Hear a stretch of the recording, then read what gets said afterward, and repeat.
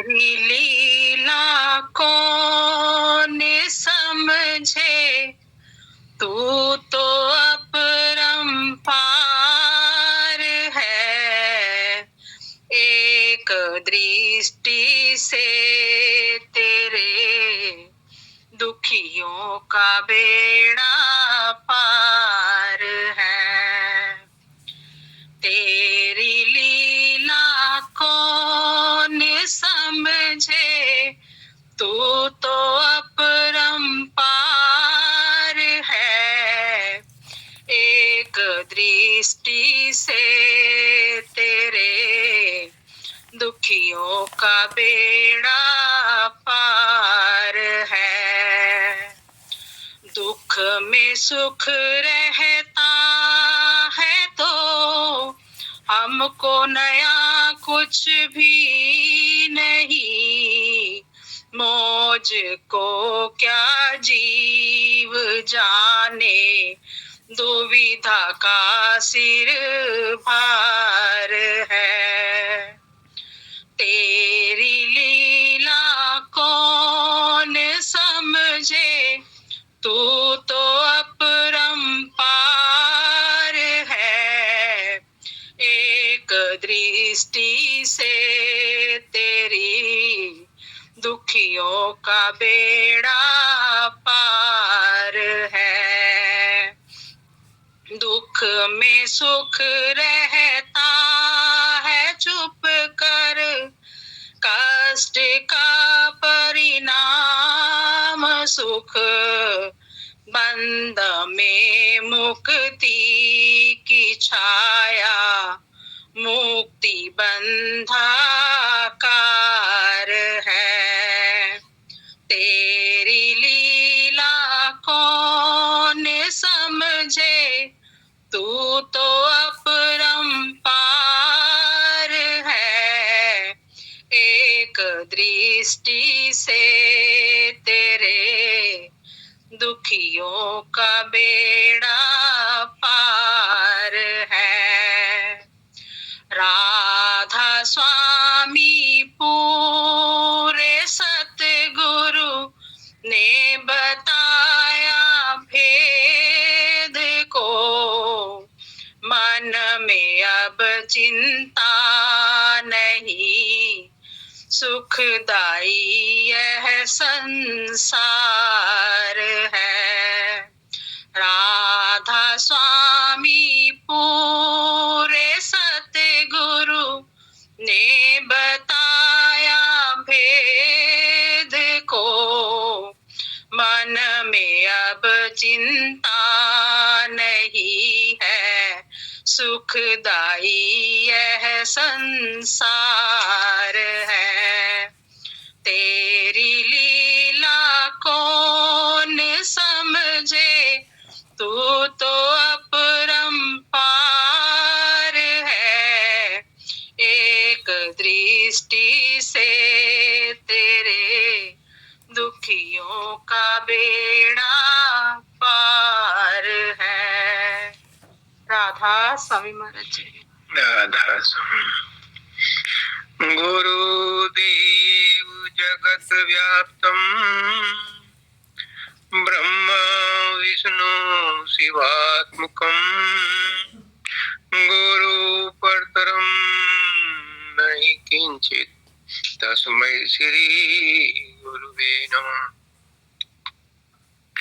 सर्वे भवन्तु सुखिनः, सर्वे सन्तु निरामया, सर्वे भद्राणि पश्यन्तु, मा कश्चित् दुर्भाग् भवेत्।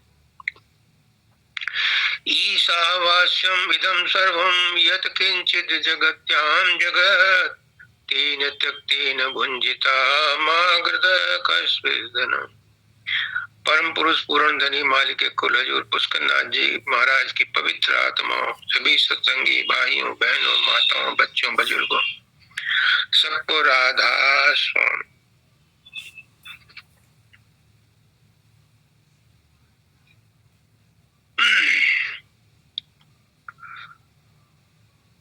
संत मत में चीजें हैं, सतगुरु, सत्संग और सतनाम।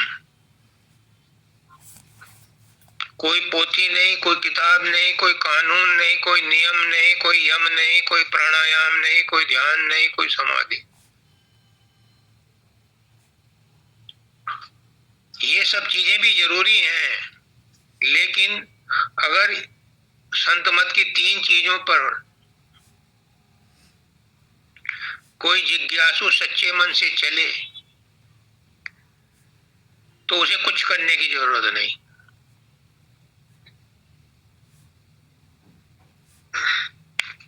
सत्संग में सब कुछ सहज रूप से उपलब्ध हो जाता है। 2.5 घड़ी का सत्संग 100 वर्ष की पूजा से ज्यादा महत्व रखता है। अगर कोई सही ढंग से पूर्ण गुरु का सत्संग 2.5 घड़ी यानी 1 घंटा सुन ले तो उसे कुछ करने की जरूरत नहीं है। 100 जन्मों की तपस्या से भी ज्यादा फल मिल जाता है। अब सद्गुरु कौन है,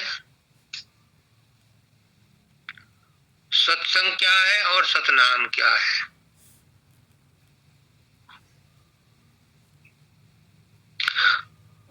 इन तीनों में से अगर एक की भी समझ में आ गई, छूट है।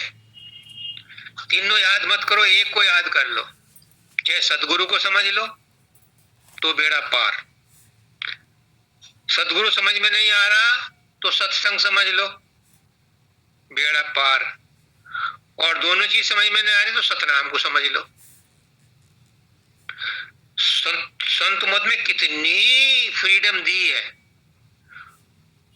कोई कठोर समाधि ध्यान लगाने की कोई जरूरत नहीं है। इन 3 चीजों पर ध्यान लगाओ, और इन तीनों में भी छूट दे दी, किसी एक को पकड़ लो, सारी कमाई उसी में मिल जाएगी। कितना आसान तरीका है। अरबों खरबों जन्मों से, जाना कितनी चतुर्युगों से 84 लाख योनियां भोगते आ रहे हैं, लेकिन कलयुग में संतों ने सब कुछ सरल कर दिया, सहज कर दिया। कबीरदास जी ने कह दिया, साधो सहज समाधि भली। उन्होंने और भी सरल कर दिया, कान न मूंदू, आंख न रोंदू, काया कष्ट न धारू, खुले नैन में हंस हंस देखूं, सुंदर रूप निहारूं। और गुरु नानक देव ने और भी सरल कर दिया। गुरु नानक देव कहते हैं, खेलंदियां, पिबंदियां, खांदियां और बिच्चे पाई मुक्त। यानी खेलते कूदते हंसते खाते काम करते धरते सब कुछ करते हुए इसी के बीच में मुक्ति प्राप्त कर लो। ये गुरु नानक देव जी कहते। कितना सरल कर दिया कलयुग में, लेकिन किसी की बात समझ में नहीं आती। क्यों? आप लोगों की कमी नहीं है ना, कतई नहीं है। कहते हैं कि जब सद्गुरु जीवों को चिताने के लिए सतलोक से या अनामी धाम से आता है तो काल भी उसके साथ ही आ जाता है बरगलाने के लिए। इसलिए बात समझ में नहीं आती, क्योंकि काल भी साथ साथ ही चलता है। बाबा शब्दानंद जी कहते थे कि सत्संग में भी काल आके बैठ जाता है। किसी को नींद आने लगती है, किसी को सदगुरु में कमियां नजर आती हैं। कोई कहता है कैसे तुम छोटे से सत्संग में बैठे हो, चलो बड़े वाले सत्संग में बैठाता हूं तुम्हें, वहां चलाता हूं जहाँ 1000 आदमी है, जहाँ 500 आदमी है। वहां बड़ा आपको वो मिलेगा, चमत्कारी बाबा मिलेंगे, आपका बहुत भला होगा। यानी सत्संग में भी धाम पर भी आया करते था। दो तीन बार देखा उस आदमी को, बरगलाने के लिए आता था। और इसीलिए शायद शब्दानंद जी महाराज कहते होंगे, उसे डायरेक्ट ना कह के सत्संग में कहते थे कि सत्संग में काल भी आके विराजमान हो जाता है। इसलिए वो बात समझ में नहीं आती जो सदगुरु कहना चाहता है। अब मैंने कहा तीनों में से किसी एक को समझ लो, और तीनों को तुम 1 घंटे में समझना मुश्किल है। चलो थोड़ा थोड़ा समझाता हूं, अगर समझ में आ गया और गुरु की मेहर दया हुई तो हो सकता है इस बात को कोई पकड़ ले सूत्र को। संत मत में जो सूरत शब्द योग है, ये सूत्र है, फॉर्मूला है, इसमें फिक्स क्वांटिटी अगर इस्तेमाल करोगे तो इसका रिजल्ट तुरंत होगा और सच्चा रिजल्ट आएगा। और अगर कमी कर दी किसी एक मिक्सचर में तो फिर वो रिजल्ट नहीं आएंगे जिसकी तुम उम्मीद करते बैठे हो। खैर चलो इन बातों को छोड़ो, काम की बात करते हैं, क्योंकि सत्संग किसको कहते हैं ये भी सुन लीजिए। सत्य पुरुष सतनाम का जहां कीर्तन हो वो सत्संग है। तो इसलिए मैं फालतू की बात ना करके आज दर्दे दिल से वही बात कहूंगा। मैं क्या कहूंगा, मेरा गुरु कहेगा। जिम्मेदारी तो गुरु की है, काम तो गुरु का है। उसने काम लेना है तो वो कहलवाएगा, करवाएगा। मैं बेकार में अहंकार क्यों करूं? वो तिनके को सहारा लेकर के उससे कुछ कहलवा दे, उसका असर पड़ जाए। तो सतगुरु वो है जो सतनाम से जुड़ा है।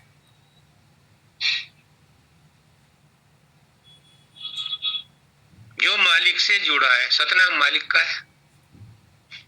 अब 3 में से 2 ही रह गए याद करने के लिए, क्योंकि सतगुरु ही सतनाम है। अब 2 ही चीज रह गए, सतगुरु और सत्संग।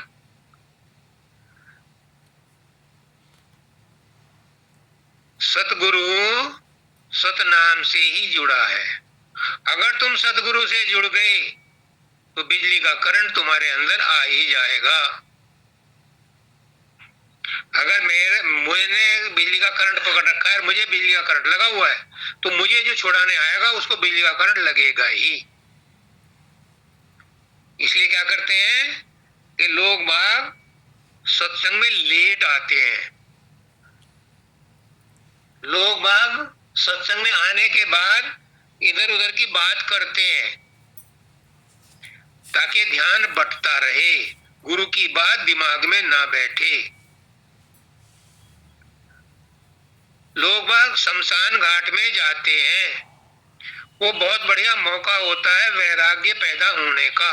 लेकिन उस समय भी शमशान घाट में पहुंचने के बाद लोग बाग या तो मोबाइल पर चैटिंग करेंगे या वो आपस में ऐसी बातें करते रहेंगे ताकि मरने का गम उनके आत्मा तक ना पहुंचे, उन्हें याद ना आए कि तुझे भी मरना है।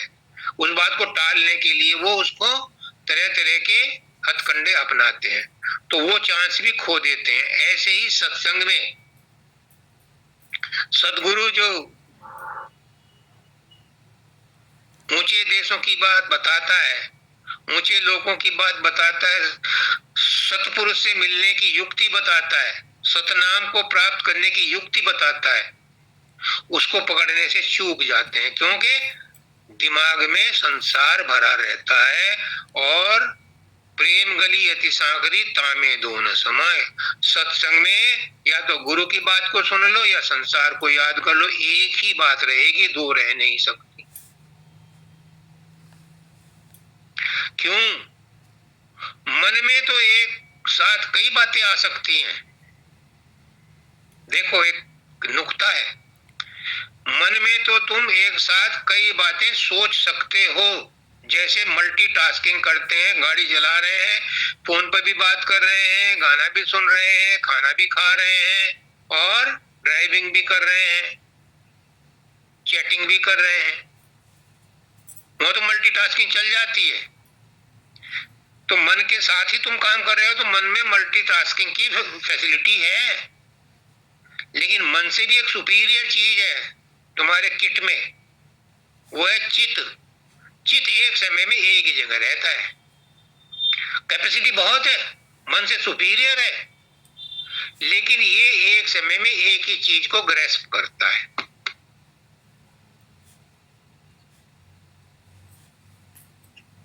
तो सत्संग में कैसे संभव है कि तुम संसार को भी याद करो और गुरु की बात भी समझ लो, क्योंकि चित्त वहां है नहीं। चित्त दो चीजों को पकड़ नहीं सकता, तो इसलिए दोनों में से दोनों ही नहीं पकड़ता। फिर वो एक रखोगे तो उसके सामने पकड़ लेगा, दो रखोगे तो वो नहीं रहेगा, फिर मन में आ जाएगी बात, वो बैग मार देगा और मन में बात आ जाएगा। और मन का काम ही है खिलाना, तरह तरह के वो विचार पैदा करना। तो वो ज्ञान जो सतगुरु सत्संग में देने वाला है वो चूक जाता है। गुरु नहीं चूकता, लेने वाला चूक जाता है। बाबा फकीर कहते हैं, मैं किसी को कुछ नहीं देता लेकिन लेने वाले ले जाते हैं। वो कहते हैं कि एक टीबी का मरीज है, वो अपनी बीमारी किसी को नहीं देता, लेकिन जो उसके पास आएगा उसे लग जाएगी, तो लेने वाले ले जाते हैं, देने वाला नहीं देता। जब जुकाम होता है ना घर में, किसी को कहते हैं इसके पास ज्यादा मत जाया करो, जुकाम सबको लग जाएगा। वो नहीं देता, लेकिन उसके पास जो जाएगा उसे लग जाता है। तो गुरु की बात को जो ध्यान से सुन लेगा, उसको वो ज्ञान न हो जाए, काल अपना खेल खेलता रहता है। आपका कसूर नहीं है, जो सच्चाई है वो है ये। हम ढूंढते हैं कि सच्चाई क्या है। इतना ही बड़ा एहसान है कि हमें ये तो ख्याल आया कि हमें सच्चाई का पता नहीं।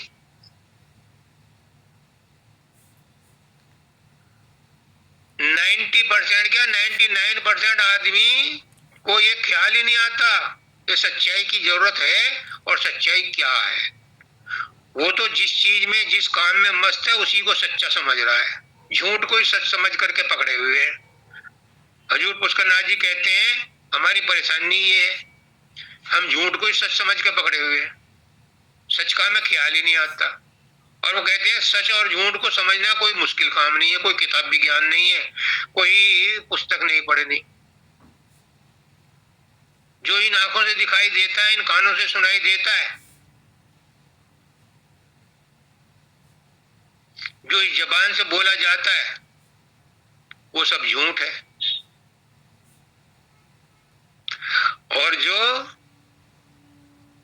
इन आंखों से दिखाई नहीं देता, इन कानों से सुनाई नहीं देता, इस मुंह से नहीं बोला जाता,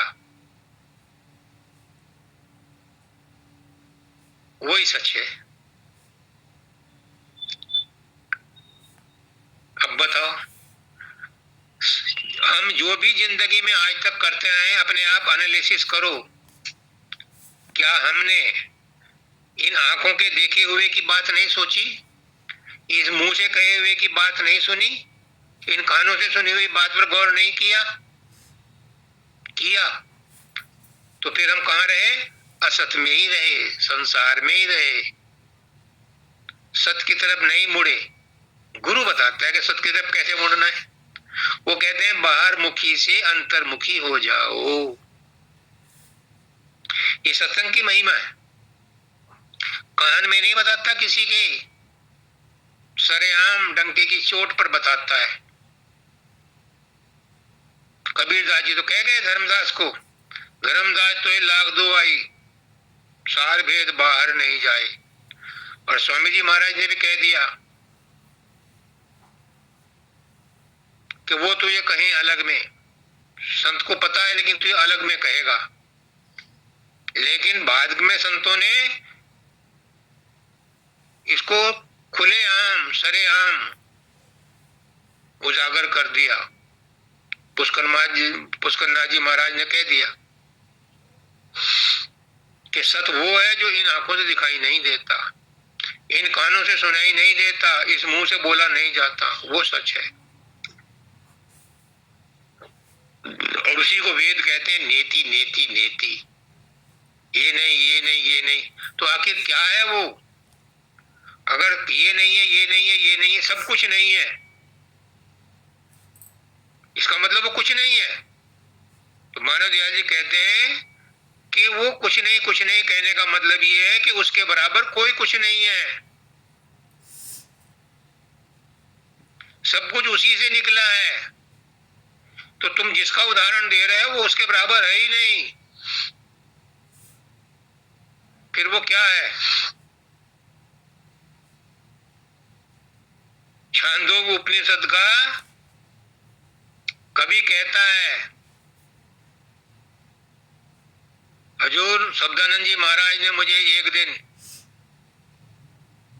1.5 घंटे सत्संग देने के बाद एकांत में, मतलब उस दिन कोई सत्संग नहीं था, मैं चला गया था, सत्संग शाम को होना था और मैं पहुंच गया था दोपहर कोई 11 वाली ट्रेन से। तो फिर खाना वाना खाने के बाद उन्होंने सत्संग दिया।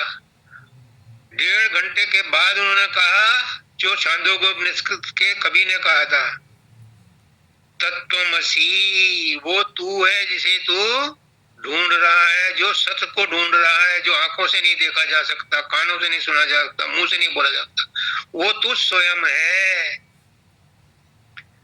ढूंढ अपने आप को, पहचान अपने आप को पहचान ले। अरे मरकज आलम है तो ये बात मेरी मान ले, तू ही है वो जिसको तू ढूंढ रहा है, और बाहर में जितना ढूंढेगा कहीं नहीं मिलेगा।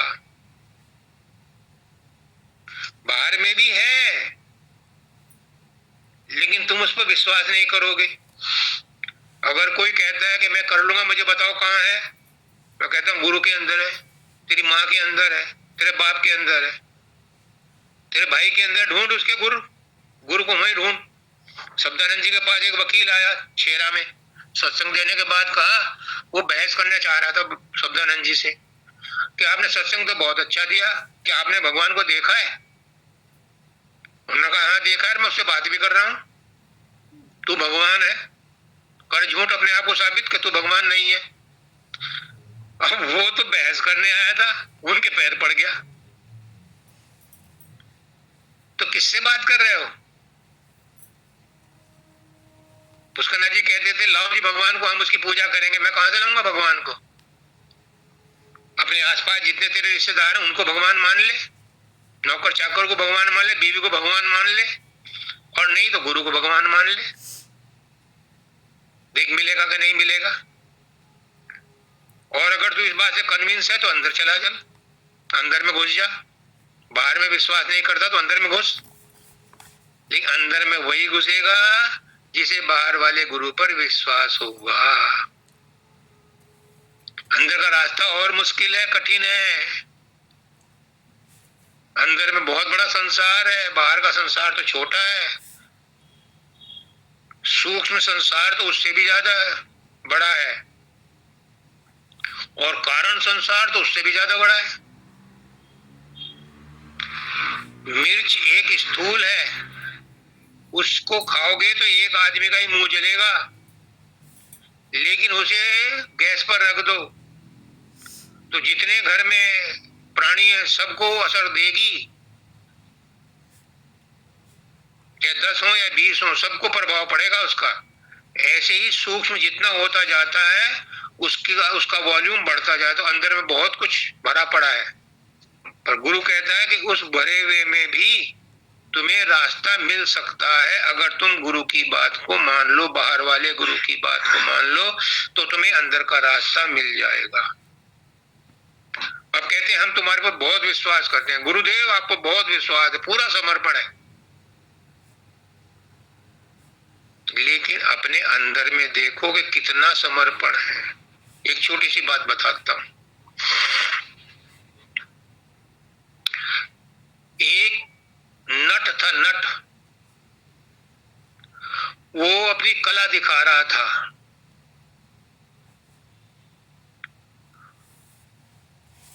ऊंचे बांसों पर उसने 2 बांस इधर तिरछे करके, 2 बांस और दूर करके एक नाले के आर पार उसने एक रोप का ब्रिज बना दिया, रस्सी का ब्रिज बना दिया। 4 बांसों के ऊपर रस्सी बांध करके उसने उसको ब्रिज बना दिया और अपने छोटे से बच्चे को गोद में लेकर के वो इस पार से उस पार चला गया। लोगों ने बड़ी तारीफ की कि जरा सा भी इसका पैर फिसल जाता लड़का उस नाले में गिर जाता। तो जब वो पल्ली तरफ पहुंच गया तो लोगों ने बड़ी तारीफ की और उसको बहुत इनाम भी दिया। तो उसने कहा कि क्या मैं वापस जा सकता हूं, आपको यकीन है? सबने कहा हाँ यकीन है, तुम इधर जा सकते हो तो वापस भी लौट सकते हो। तुमको पक्का यकीन है? हाँ है। आ जाओ तुम में से कोई मेरे साथ, मेरे कंधे में बैठो और चलो। कोई नहीं उठा। क्यों? उन्हें बिलीफ तो था पर ट्रस्ट नहीं था।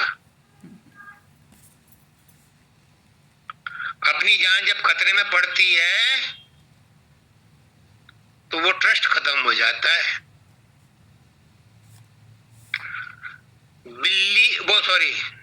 बंदर जो है अपने बच्चे को बहुत प्यार करता है, छाती से चिपकाए रखता है, लेकिन कहते हैं कि जब उसको जरूरत पड़ती है तो वो अपने बच्चे को मार के खा जाता है।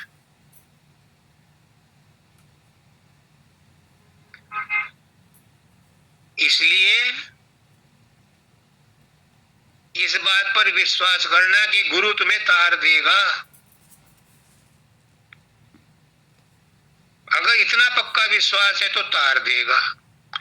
और वरना कहना पुष्कनाथ जी का, अगर 0.01% भी दिल में दुख दुख है कि गुरु जी ने कह तो दिया पता नहीं क्या होगा, ये काम होगा कि नहीं होगा, तो फिर नहीं होगा। अगर अपना ही विश्वास कमजोर है तो गुरु भी कुछ नहीं करता। अपने विश्वास की ही ताकत है कि तुम्हारे काम दुनिया में होते हैं।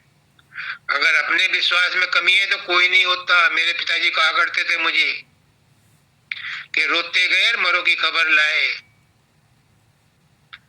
अगर कोई झींक झांक के काम शुरू करता है तो वो काम पूरा नहीं होता। जो खुशी खुशी करता है वही काम में मजा आता है, वही काम पूरा होता है।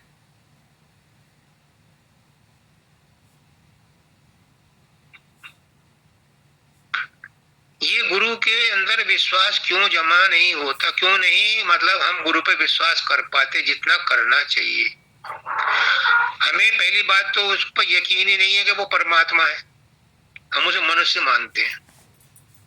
कृष्ण भगवान भी कहते हैं गीता में, अर्जुन जब मैं मनुष्य का रूप धारण करके आता हूं तो ये लोग मुझे मनुष्य मानते हैं, मुझे परमात्मा नहीं कोई मानता और मेरा मखौल उड़ाते हैं। पकड़ लो इस ग्वाले को। हस्तिनापुर में उसे पकड़ने के लिए दौड़े थे।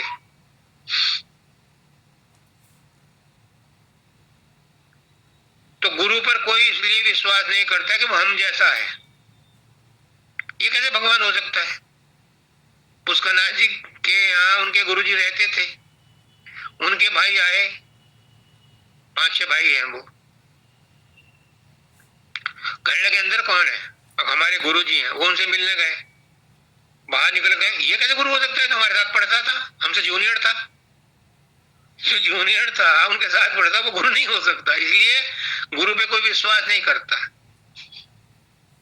और जब गुरु पे विश्वास नहीं करता तो फिर वो जो कहता उस बात पर भी विश्वास नहीं होता, और इसीलिए हम उस जो वो ज्ञान देने आता उसे चूक जाते हैं। अगर मेरे किसी सत्संग में हालांकि मैं सत्संग देता नहीं हूं, मेरा गुरु ही बोलता है, जो बोलता है उसका नाम तुम सत्संग कह लो या चर्चा कह लो। अगर किसी सत्संग में सतनाम और सदगुरु की चर्चा ना हो तो मुझे टोक देना, ताकि मैं सत्संग के लाइन पर आ जाऊं। क्योंकि जब तक सत्संग में सदगुरु और सतनाम की चर्चा नहीं होती वो सत्संग अधूरा रहता है, स्वामी जी महाराज कहते हैं। तो गुरु का फर्ज पूरा कर रहा हूं, उनके सत्संगियों की सेवा कर रहा हूं, वो जो कहलवा रहे हैं वो कह रहा हूं। तो क्या होता है, क्यों नहीं होता? क्यों नहीं होता? चाह करके भी नहीं कर पाते हम। गुरु के प्रति श्रद्धा विश्वास नहीं पैदा कर पाते। क्यों? क्या गुरु में कमी है? गुरु के ज्ञान में कमी है? नहीं। क्या हमारे अंदर कमी है? नहीं, किसी में कमी नहीं है। फिर क्या किस बात की कमी है? क्यों नहीं होता? क्योंकि अभी कर्म बाकी है राजेश, अभी कुछ कर्म बाकी है, इन्हें कटने दे, समय आएगा बात समझ में आ जाएगी। तो ये सारा ज्ञान दे रखा है। अभी कुछ कर्म बाकी है जिसकी वजह से अभी वो बात उभर के नहीं आ रही। और इसी को तुलसीदास जी तुलसी साहिब क्या कहते हैं? दिल का हुजरा साफ कर, जाना के आने के लिए, ख्याल गैरों का हटा, उसको बिठाने के लिए। एक दिल लाखों तमन्ना, एक तो दिल है, उस पे लाखों तमन्ना, एक दिल लाखों तमन्ना, और उस पर ज्यादा हवेस, फिर ठिकाना है कहाँ उसको टिकाने के लिए। ये है रुकावट। हम झींकते रहते हैं, पूछते रहते हैं कि हम चाह करके भी सुमरन ध्यान नहीं कर पाते, चाह करके भी गुरु की बात पर नहीं चल पाते। क्यों? कभी अपने में कमी निकालते हैं, कभी गुरु में कमी निकालते हैं, कभी बाल बच्चों में कमी निकालते हैं कि हमें बैठने नहीं देते, हमें डिस्टर्ब करते हैं। किसी में कोई कमी नहीं है। कमी है कि हमारे दिल का कोठरी साफ ही नहीं हुई है। दिल का हुजरा, दिल की कोठरी साफ नहीं हुई है। पुष्करनाथ जी कहते हैं, मैं तो उन्हीं का ढोल बजाऊंगा। पुष्करनाथ जी कहते हैं कि मालिक बंद गंदे कमरे में नहीं आता, साफ सुथरे जगह चाहिए उसे। तो जब तक दिल का हुजरा साफ नहीं होता तब तक मालिक उसमें नहीं निवास करता।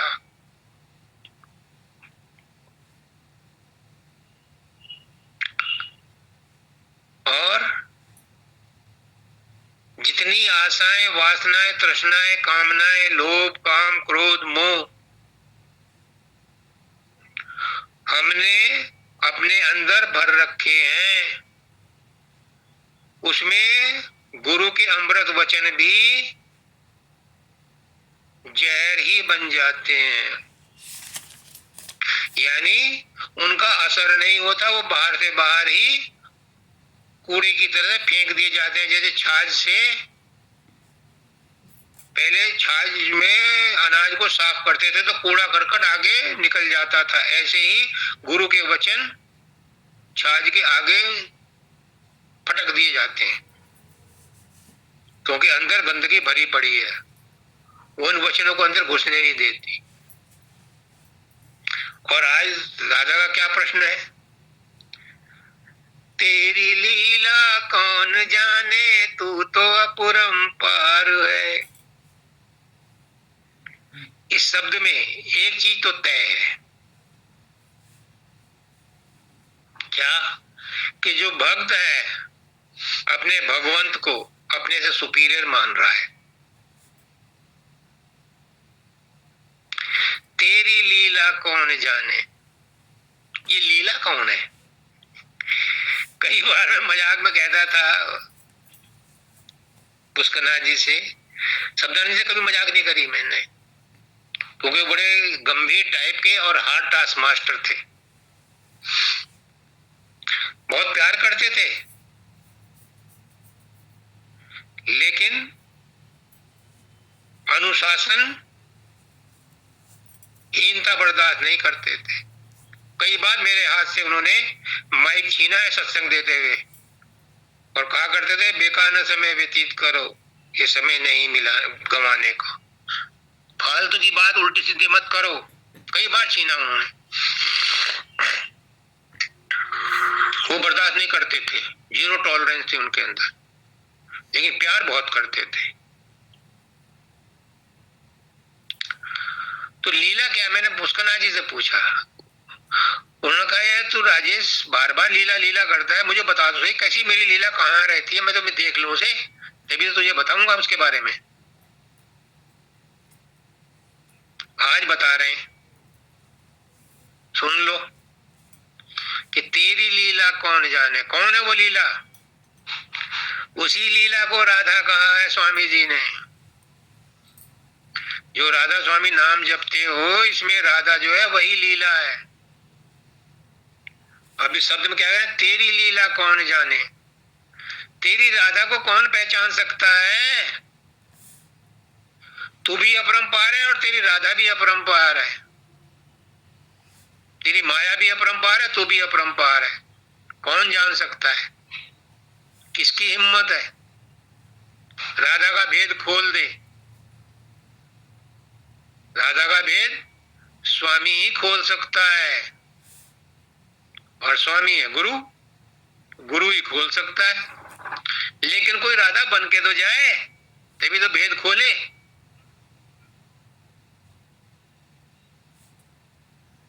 चेला कोई नहीं मिला, सब गुरु ही मिले।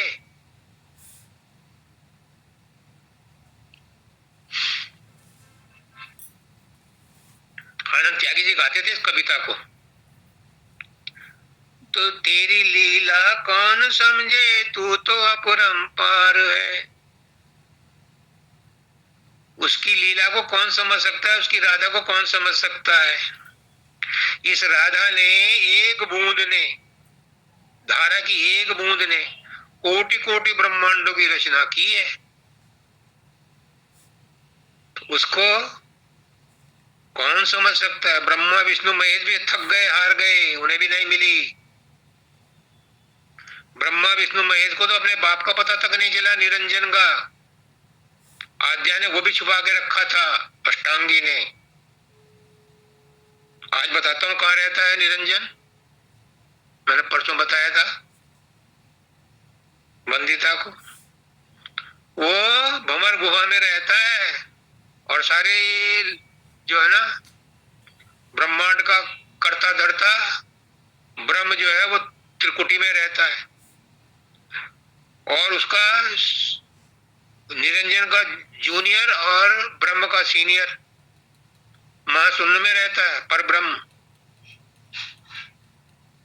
और काल भंवर गुफा में रहता है, कोई नहीं देख सकता उसे। तो तेरी लीला कौन, और जो मालिक है उसकी लीला और कमल कैसे समझ लेगा भाई, जब काल की लीला नहीं समझी गई आज तक, ब्रह्म की लीला किसी को समझ में नहीं आई, तो उस परमात्मा की, उस मालिक की लीला को कौन समझ सकता है? लेकिन समझ सकता है कौन? एक दृष्टि से तेरे दुखियों का बेड़ा पार है, वही देख सकता है तुझे जो तेरे में मिल गया, तुझसे एक हो गया। जिसके ऊपर तेरी दृष्टि पड़ गई उसका बेड़ा पार हो गया, बस वो तुझे समझ सकता है। ऐसा नहीं कि ये कल्पना है, नहीं कल्पना है, नहीं सच्चाई है। जिसके ऊपर तेरी दृष्टि पड़ गई, जिसे तू चिताना चाहता है, वो चेत जाता है। जिसके दिन आ गए, जिसके कर्म कट गए, जिसका नंबर आ गया, उसकी लॉटरी लग जाती है, सबकी नहीं लगती। लाखों आदमी टिकट खरीदते हैं, लाखों आदमी सत्संग में आते हैं, इन किसी एक पर दृष्टि पड़ती है जिसका नंबर आ चुका होता है, जिसके काल कर्म कटने होते हैं। गुरु को पता चल जाता है, वो उसी पर दृष्टि डालता है, उसी को अपना लेता है। सत्संग तो सबके लिए देता है सामान्य रूप से, लेकिन विशेष दृष्टि वो उसी पर करता है जिसका वो देखता है कि इस जन्म में उद्धार होना है। बाकी को वो दूसरे गुरुओं के लिए छोड़ जाता है। कि उनका उद्धार वो दूसरे गुरु करेंगे। मेरे लिए भी छोड़ गए थे पुष्करनाथ जी कुछ आत्माएं जिनका उद्धार, जिन्होंने मेरा उद्धार करना है, उन आत्माओं ने। उल्टी गंगा बह रही है। फकीर बाबा लिख रहे हैं कि दादा दयाल जी कहते थे, ये फकीर मुझे तारने आया है। मैं भी कह रहा हूं कि पुष्करनाथ जी ने जो आत्माएं मेरे साथ लगाई हैं, वो मेरा उद्धार करने आई हैं। उनकी बदौलत मेरा भी उद्धार हो जाएगा।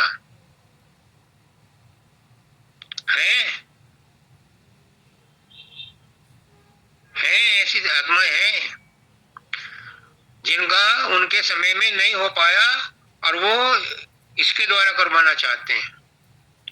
तो ये स्वामी जी महाराज कहते हैं कि जिनको वो अपने सामने ले जाना चाहता है, उनको अपने साथ ले जाता है और बाकी को दूसरे गुरुओं के लिए छोड़ जाता है कि वो उनका उद्धार करेंगे। और नहीं तो एक जन्म गुरु भक्ति कर, जन्म दूसरे नाम, जन्म तीसरे मुक्ति पर, चौथे में इस धाम। 2 3 4 जन्म में उसका उद्धार कर ही देते हैं गुरु, जिस पर उनकी दृष्टि पड़ जाती है। आगे कहते हैं, दुख में सुख रहता है तो हमको नया कुछ भी नहीं। बड़े दुखी होते हैं लोग और बड़े सुखी होते हैं। सुख में सुखी होते हैं, दुख में दुखी होते हैं। लेकिन जिस पर दृष्टि पड़ जाती है वो कहता है इसमें क्या नई बात है। अगर दुख आ रहा है तो इसमें क्या नई बात है, होता ही रहता है। सुख आया तो इसमें भी क्या नई बात है, वो भी चला जाएगा। दुख चला गया, दुख भी चला गया, उसे कोई फर्क नहीं पड़ता। दुख में सुख में, लाभ में हानि में, मान में अपमान में, जन्म में मृत्यु में, जय में पराजय में कोई फर्क नहीं पड़ता। क्यों क्यों क्यों? मौज को क्या जीव जाने, दुविधा का सिर बार है। उस मालिक की मौज को कौन जान सकता है? सबके ऊपर दुविधा, द्वैत, तेरा मेरा बना छाया हुआ है। किसकी समझ में आती है मालिक की मौज? नहीं आती, नहीं समझ सकता जब तक कि वो ही ना समझने की शक्ति दे। जेई जाने तेई जेई जनाई, तुम्हें जाने तुम्हें हो जाई। जो उसको, जिसको वो जनाना चाहता है उसी को जना देता है, और जो जान जाता है फिर वो वही हो जाता है, फिर गुरु ही हो जाता है, फिर संत ही हो जाता है। फिर वो ऑर्डिनरी आदमी नहीं रहता। रहता तो देखने में ऑर्डिनरी है, वो उसको सींग पूंछ नहीं लगते,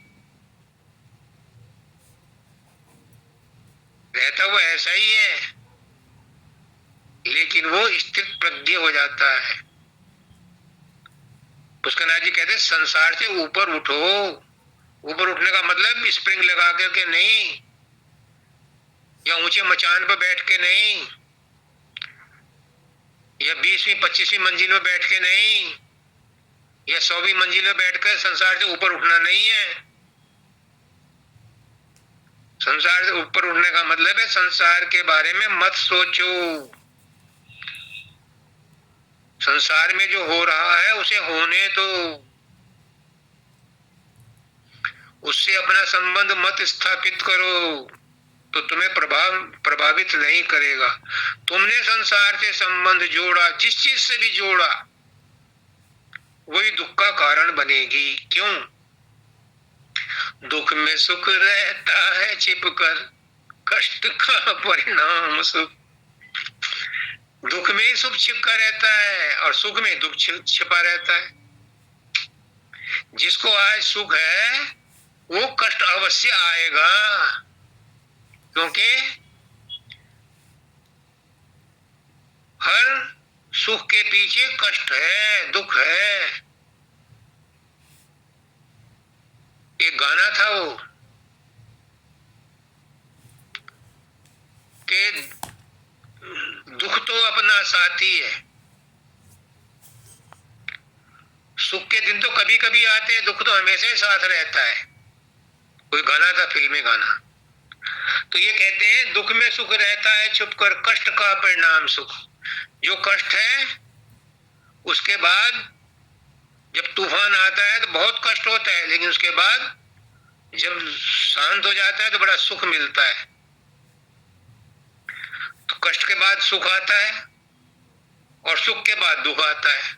ये चक्र तो ऐसे ही चलता रहा, एम वही चलता रहेगा। ये चमन तो यूं ही रहेगा और हजारों बुलबुले अपनी अपनी बोलियां बोल कर उड़ जाएंगे। ये संसार ऐसे ही रहेगा। राजेश जैसे कितने ही बकबक करके चले गए, किसी ने संसार को नहीं सुधारा, ना स्वामी जी ने सुधार सके, ना हजूर महाराज सुधार सके, ना दादा दयाल सुधार सके, ना बाबा फकीर सुधार सके, ना मानव दयाल सुधार सके। संसार कुत्ते की पूंछ है, ऐसे ही रहेगा, ना सुधरा ना सुधरेगा। क्यों? मालिक ने बनाया ही इसे ऐसा ही है, क्योंकि उसे खेल खेलना है। अगर किसी पिक्चर में विलन ना हो तो उसमें मजा नहीं आता देखने में। तो ट्विस्ट इस संसार में होते ही रहते हैं। तो दुख सुख इस संसार में ट्विस्ट है, कहानी को हाइपर करने के लिए। पर ये सब नाटक है, स्वप्न है। गुरु यही कहता है कि इस उबलते हुए, इस खौलते हुए, इस लहरों की पटारों में रहते हुए इस समुद्र में तुम उम्मीद मत करना कि तुम्हें शांति मिल जाएगी। अपना काम इसी में निकाल लो जितना कर सकते हो। साधन अभ्यास के लिए, बच्चे पैदा करने के लिए, नौकरी करने के लिए, रोटी खाने के लिए, सोने के लिए वही 24 घंटे हैं। अलग से किसी को कुछ नहीं मिलेगा। इन्हीं में एडजस्ट करना है अपना टाइम टेबल। प्रकृति एडजस्ट नहीं करेगी, तुम्हें ही एडजस्ट करना है कि कितने घंटे सुमरन करना है, कितने घंटे सोना है, कितने घंटे ताश खेलना है, कितने घंटे टीवी देखना है, कितने घंटे मोबाइल में गेम खेलना है, और कितने घंटे स्टडी करनी है, और कितने घंटे रोना है, और कितने घंटे हंसना है वही 24 घंटे सबके लिए। योगी के लिए भी वही है और भोगी के लिए भी वही है। एडजस्ट व्यक्ति को करना है, प्रकृति को नहीं एडजस्ट करना। प्रकृति तो जैसी है वैसी है। प्रकृति में कोई एडजस्टमेंट नहीं होता। एडजस्टमेंट तो इंसान को करना पड़ता है।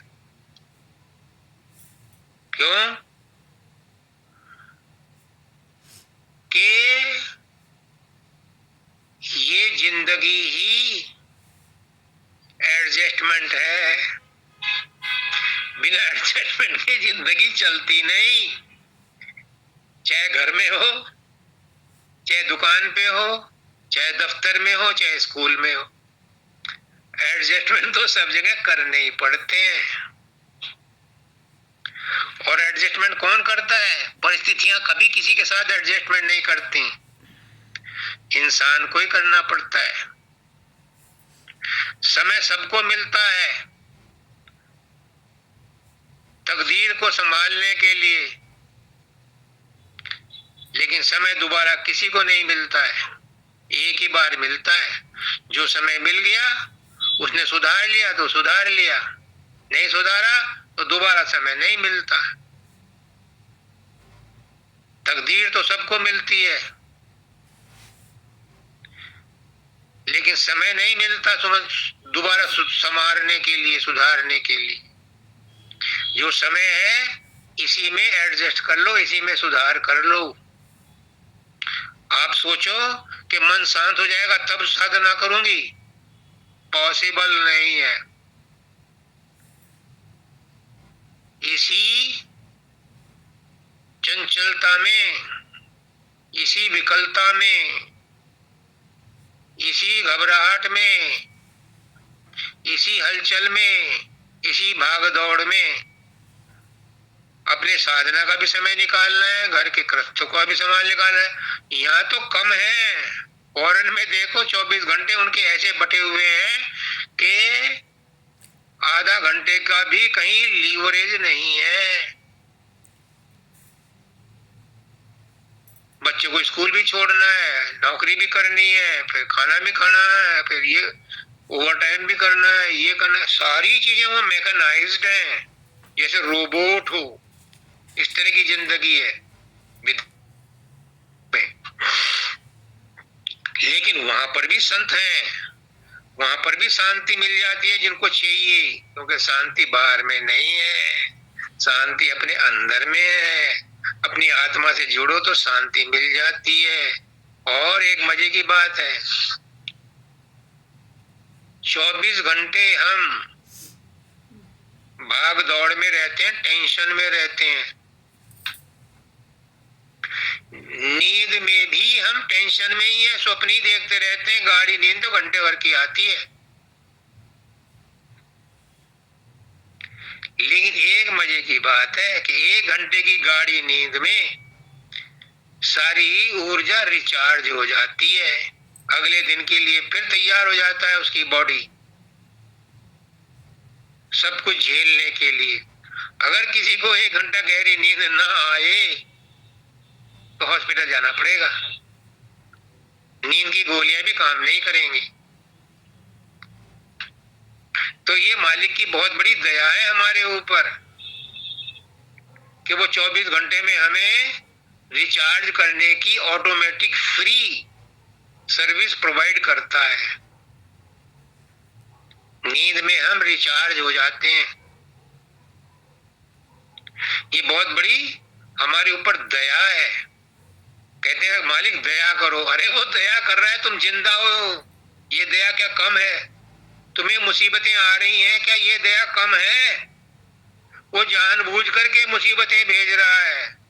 और तो और एक संत ने तो यहां तक कह दिया अपने सत्संग में कि एक भक्त किसी की सिफारिश कर रहा था, चाहे वो भले नारद जी थे, विष्णु भगवान के पास सिफारिश करने गए कि मालिक मृत्यु लोक में जीव बहुत दुखी हैं, बहुत कष्ट सह रहे हैं, कुछ दया करो। विष्णु भगवान बोले मैं उन पे दया कर रहा हूं, वो मेरी प्यारी आत्माएं हैं, इसीलिए उन्हें कष्ट दे रहा हूं ताकि वो कष्ट सह करके साफ सुथरी हो जाएं और मैं उन्हें अपने यहाँ वैकुंठ में बुला लूं।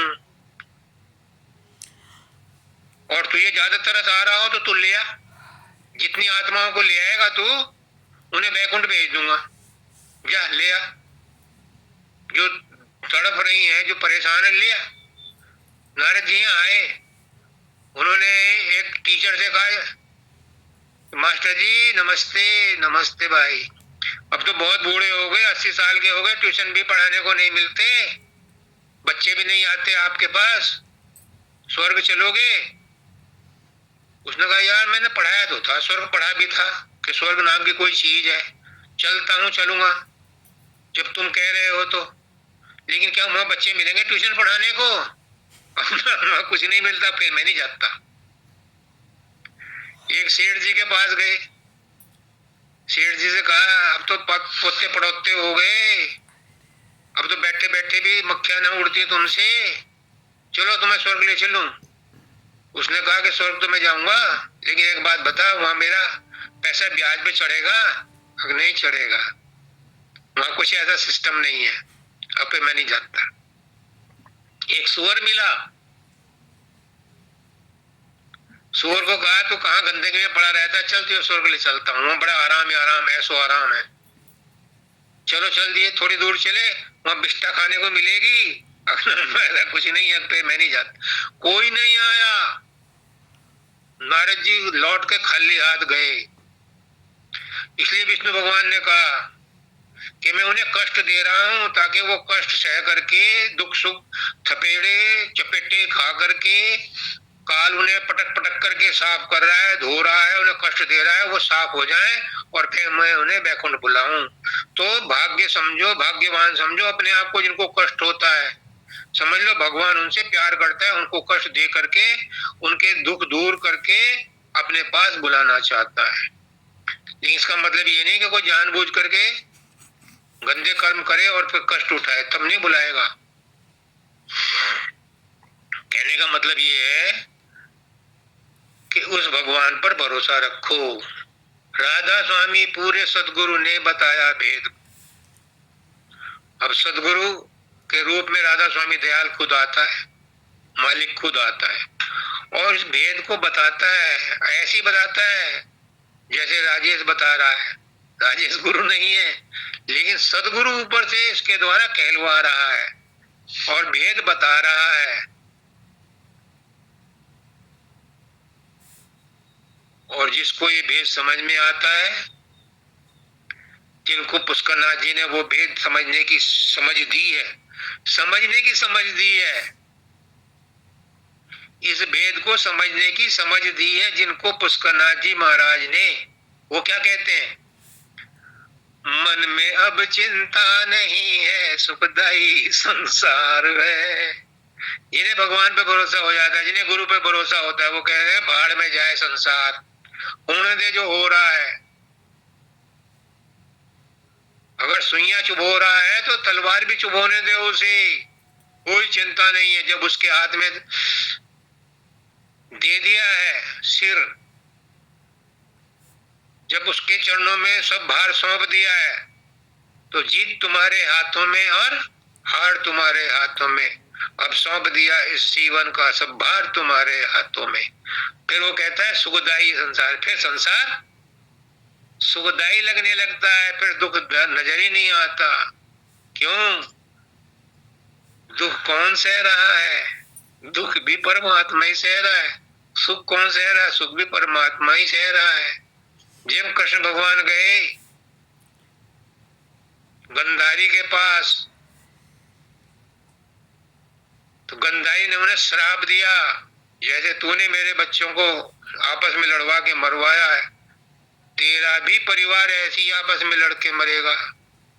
उसने कहा माता ये तो आपने बहुत अच्छा किया, ये तो ऐसा होना ही था, पर आप अपना श्राप क्यों, अपनी शक्ति क्यों बर्बाद करी? ऐसा होना ही है, ये तो लिखा पड़ा है कि वो आपस में लड़ करके ही मरेंगे। लेकिन एक बात बता दूं मां, क्या कि जितनी ये महायुद्ध में मरे हैं, इनमें मैं ही मरा हूं।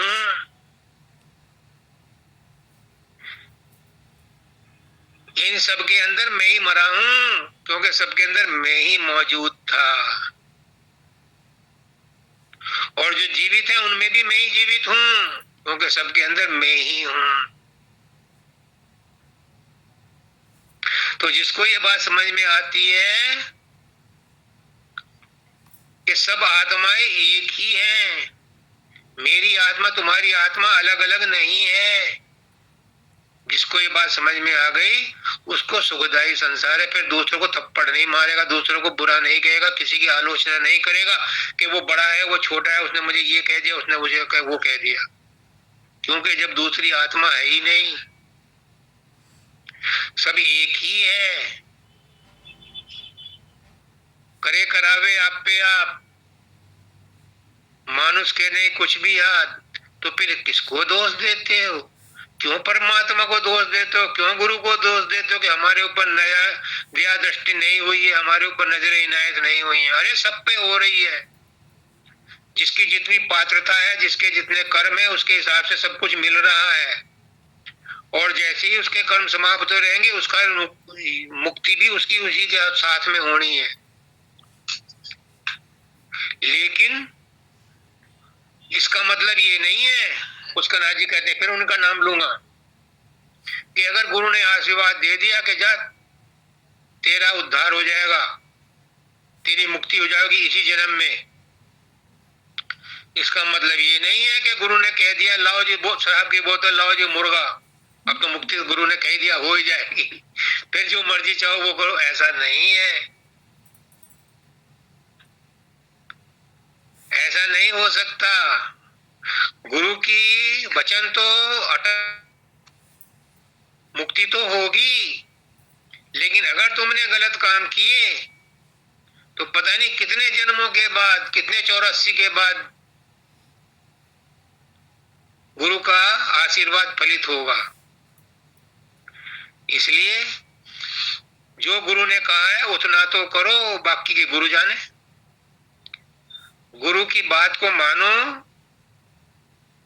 वो करनी करो जो गुरु ने कही है, उस रहनी में रहो। हो सकता है इसी जन्म में मुक्ति मिल जाए, नहीं तो मुक्ति तो मिलेगी, पर कितने जन्मों के बाद मिलेगी इसका कोई भरोसा नहीं। किसी को दोष मत दो, अपने आप को भी दोषी मत दो, अपने आप को भी दोषी मत कहो। कोई दोषी नहीं है, आत्मा दोषी हो ही नहीं सकती, सूरत पर कोई कलंक लग ही नहीं सकता। ये तो उसकी लीला खेल खेल रही है, लीला है, नाटक है। तुम इससे अलग हो जाओ, तुम इसको नाटक समझो, दिल पे ना ले यार। सीधी सी बात, जो हो रहा है उसे होने दे, ऐसा तो होता ही है। बड़े बड़े लोगों के साथ छोटी छोटी घटनाएं तो होती ही रहती है। जब ये बात समझ में आ जाएगी तो संसार सुखदायी हो जाएगा। मुक्ति तो एग्जिस्ट करती है, मुक्ति नहीं चाहिए। मुक्ति तो बंधन का कारण है, मुक्ति की आशा करना बंधन है। बंध में मुक्ति की छाया, मुक्ति बंधाकार है। जो बंधन में है उसी को मुक्ति मिलती है, तो और तुम बंधन में हो नहीं। सूरत कभी बंधन में नहीं है, उसे कोई बांध ही नहीं सकता। वो परमात्मा की अंश है, उसे कौन बांध लेगा। जब कृष्ण भगवान को कौरव पकड़ने दौड़े के बांध लो इसे, ग्वाले को, कोई नहीं बांध सका, क्योंकि ब्रह्म के अवतार थे, उसे कौन बांध सकता है। तो आपकी सूरत बंधन में है ही नहीं, और जब बंधन में है तो मुक्ति नहीं चाहिए उसे। ये तो भ्रम है मुक्ति का भी।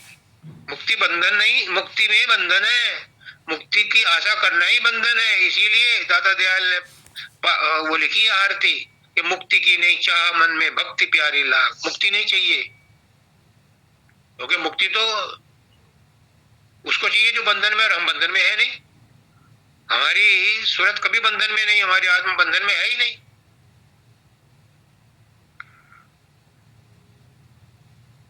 तो आज की जो गुरु ने कहलवाया है, अगर किसी की कोई बात समझ में ना आई हो तो वो पूछ ले, ताकि कोई भ्रम संदेह ना रहे।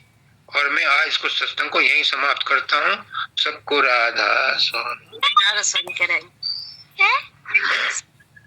राधा स्वामी गुरु।